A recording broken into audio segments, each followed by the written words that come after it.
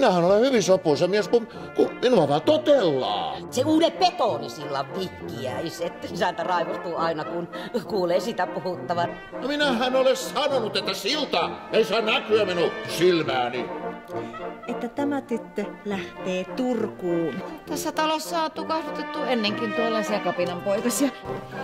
Mutta älä vaan sinä puhu isälle tästä mitään. Joo, siitä suvusta minä hyväksy kissaakaan.